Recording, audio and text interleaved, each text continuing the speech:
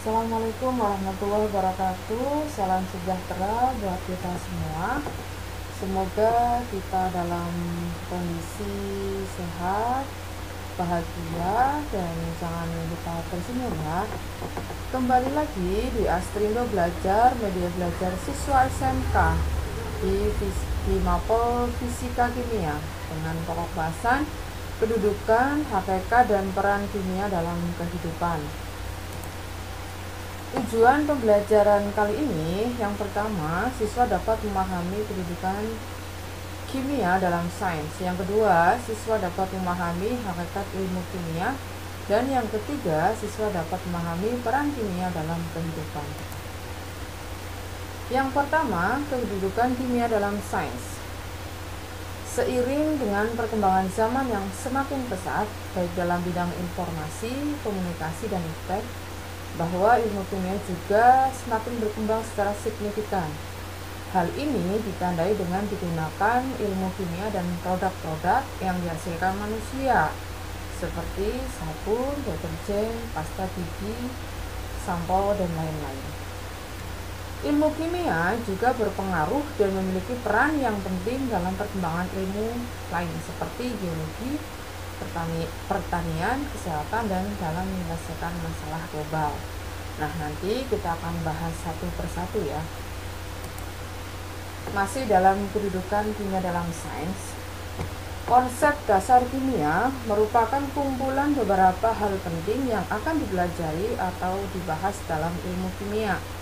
Beberapa hal yang termasuk dalam konsep dasar kimia antara lain, yang pertama itu tata nama, yang kedua atom, yang ketiga unsur, keempat ion, kelima senyawa, 6 molekul, 7 zat kimia, dan ke-8 wujud zat. Lah, nanti tentang konsep dasar kimia harapannya nanti kalian cari tahu lebih detail ya. Kemudian selanjutnya yang kedua, hakikat ilmu kimia. Nama ilmu kimia berasal dari bahasa Arab, yaitu alkimia, yang artinya perubahan materi, oleh ilmuwan Arab Jabir bin Hayyan dari tahun 770 sampai 778. Ilmu kimia secara singkat dapat diartikan sebagai ilmu yang mempelajari rekayasa materi, yaitu mengubah materi menjadi materi lain. Secara lengkapnya, ilmu kimia adalah ilmu yang mempelajari tentang susunan, struktur, sifat, perubahan, serta energi yang menyertai perubahan suatu zat atau materi. Kemudian selanjutnya, masih dalam hakikat ilmu kimia, sifat kimia mencakup sifat fisis.